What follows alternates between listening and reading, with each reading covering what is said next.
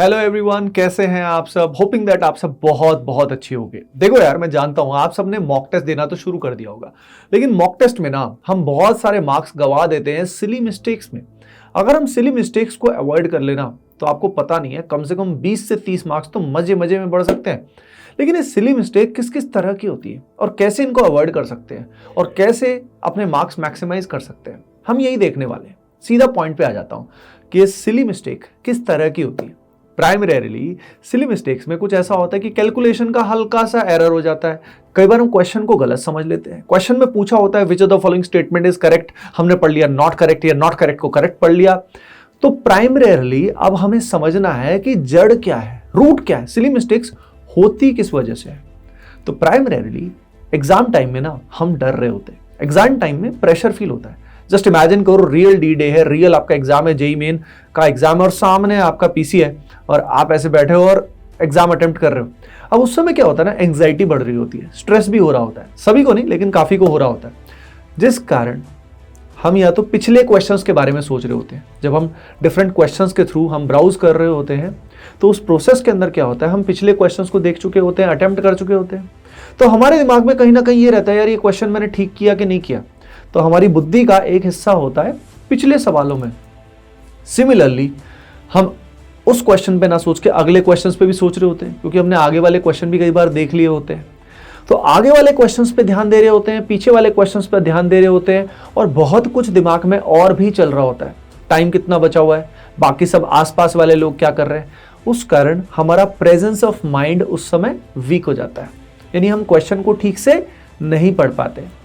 Question को जब हम ठीक से नहीं पढ़ पाते ना, तो उस कारण क्या होता है, क्वेश्चन का कई बार कॉन्सेप्ट ही हम गलत समझ लेते हैं, या क्वेश्चन में पूछा क्या गया है वही हम गलत समझ लेते हैं। सिमिलरली जब हम उसको सॉल्व कर रहे होते हैं तो उस समय कैलकुलेशन में भी इसी कारण एरर होता है। कई बार हमारी राइटिंग कई बार कमाल होती है। हम रफ वर्क जब कर रहे होते हैं ना, तो रफ वर्क के दौरान हम क्या करते हैं कि बहुत ही खराब राइटिंग लिख रहे होते हैं, जो हमें खुद को ही कई बार समझ में नहीं आती, जिस कारण हमारा टाइम बहुत बार वेस्ट होता है।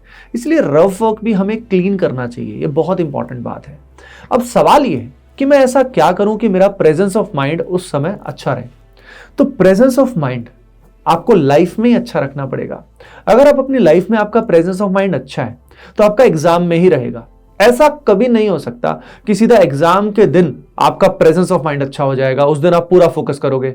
सभी के सभी बच्चे यही चाहते हैं कि मुझसे गलती ना हो, मुझसे गलती ना हो, लेकिन तभी गलतियां सबसे ज्यादा होती हैं, पता है आपको। यानी अगर आप एग्जाम में डी डे के दिन अपना बेस्ट देना चाहते हो, सिली मिस्टेक्स को मिनिमाइज करना चाहते हो, तो अभी से प्रेजेंस ऑफ माइंड में जीना शुरू कर दो। अब प्रेजेंस ऑफ माइंड कैसे आएगा आपके अंदर, तो प्रेजेंस ऑफ माइंड का मतलब है ओवर थिंकिंग मिनिमाइज होके जब आपकी स्टेट जो है वो थॉटलेस टाइप की स्टेट है, वो जब कॉन्टिन्यूस रहती है, जिसमें आप लगातार पढ़ते रहते हो, बस उसी कॉन्सेप्ट का या उसी सवाल का थॉट आपके दिमाग में डोमिनेट करता है, बाकी सब कचरा आपके दिमाग में पास्ट, फ्यूचर, सोशल मीडिया, बहुत कुछ नहीं चल रहा होता, उसको बोलते हैं प्रेजेंस ऑफ माइंड। अब ये जो थॉटलेस स्टेट है, फोकस करके आदत कैसे बनाए, तो इसका एक तरीका होता है हैबिट का। मन की आदत है कि मन बार बार इधर उधर भागता है। आपने सभी ने बात सुनी होगी कि मन एक चंचल बंदर की तरह होता है, उसको कंट्रोल करना आसान नहीं होता। अब हमारी हैबिट हो रखी होती है कि मन हमारे इधर उधर भागता रहता है, हमको उसकी हैबिट बार बार प्रेजेंस में लाने की बनानी है। अब हमेशा माइंड को ऑब्जर्व करना सीखो। जब भी जहां भी बैठे हो, जैसे इस वीडियो को देख रहे हो, तो आपका हो सकता है माइंड कहीं इधर उधर जा रहा हो और कुछ सोच रहा हो, कहीं और क्लिक करने की सोच रहा हो, नहीं, दोबारा से उसको इस समय प्रेजेंस में लेके आओ। जब आप ये हैबिट बार बार लेके आओगे, बार बार ये हैबिट करोगे, जैसे आप क्वेश्चन कर रहे हो, लेकिन क्वेश्चन करते करते दिमाग में कुछ और ख्याल आ गया, कोई सॉन्ग दिमाग में आ गया, भाई दोबारा उसको पकड़ के लेके आओ।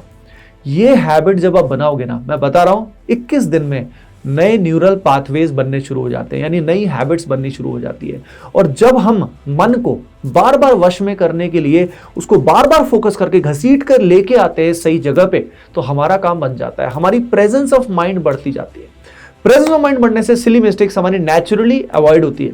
उसके अलावा प्रेजेंस ऑफ माइंड बढ़ाने के लिए अपनी फिजिकल फिटनेस भी बहुत इंपॉर्टेंट होती है। जब हमारी बॉडी एट ईज होती है, यानी हमारे मान लीजिए फिजिकली फिट है और मेंटली भी एक्टिव है, हमारी फूड हैबिट्स अच्छी हैं तो हमारा माइंड नेचुरली अच्छा वर्क करता है, हमारी प्रेजेंस ऑफ माइंड नेचुरली बढ़ती है। मान लीजिए बॉडी में बीमारी हो रखी है, लेथार्जी है, परेशान है, तो आपकी बॉडी में कहीं ना कहीं कुछ कुछ होता रहेगा, यानी प्राण जो है ना वो अच्छे से फ्लो नहीं करेंगे आपकी बॉडी में, जिस कारण आपको प्रॉब्लम आएगी। इसीलिए योगासन, प्राणायाम बहुत इंपॉर्टेंट होता है। जब आप प्राणायाम करते हैं तो पूरी बॉडी में प्राण का फ्लो जो है वो काफी स्मूथ होता है, बैलेंस होता है। आप अनुलोम विलोम, कपालभाति कर सकते हैं। उसके अलावा इंद्रिय निग्रह बहुत इंपॉर्टेंट है, यानी ब्रह्मचर्य का पालन जितना हो सके आपको करना है।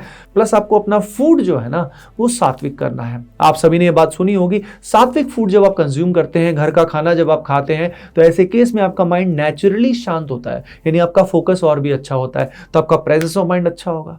अब प्रेजेंस ऑफ माइंड आपका अच्छा हो गया है मान लेते हैं, तो अब सवाल करते हुए क्या ध्यान रखना है। और जब आप सवाल करोगे ना तो क्वेश्चन का पहला रीडिंग फास्ट करिए। फास्ट करते ही क्वेश्चन का थोड़ा अंदाजा लग जाता है किस बारे में ये क्वेश्चन है, ठीक है। उसको देखते ही पता लग जाता है यार ये क्वेश्चन मेरे को अभी करना है, यानी ये इजी है, मीडियम है या डिफिकल्ट है। कई बार हम गलती क्या करते हैं, सीधा डिफिकल्ट क्वेश्चन पे फंस जाते हैं। नहीं, पहले हमें पहचान लाना है। क्वेश्चन की टैगिंग बहुत इंपॉर्टेंट है, तभी क्वेश्चन का सिलेक्शन आप ठीक से कर पाओगे। तो क्वेश्चन की सिलेक्शन की हैबिट, उसको सही से टैग करने की हैबिट अभी से बना लो। अब क्वेश्चन का फर्स्ट आपने रीडिंग लिया, उससे आपको क्वेश्चन के बारे में कंटेक्स्ट का पता लग गया। अब क्वेश्चन का कंटेक्स्ट पता होने के बाद अगली रीडिंग आपकी थोड़ी केयरफुल होनी चाहिए, जिसमें क्वेश्चन को आप आराम से पढ़ोगे। अब इतना आराम से भी ना पढ़ो कि बहुत ज़्यादा समय लग जाए, उसको केयरफुली आप पढ़ोगे।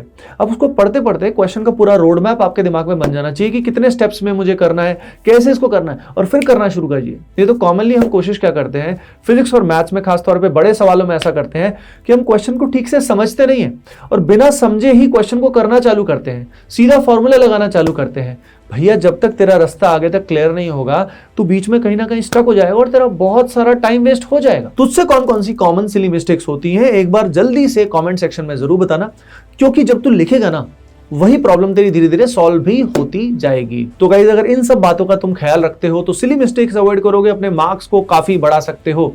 मिलते हैं नेक्स्ट वीडियो में। Bye bye, take care and keep doing well. Love you all.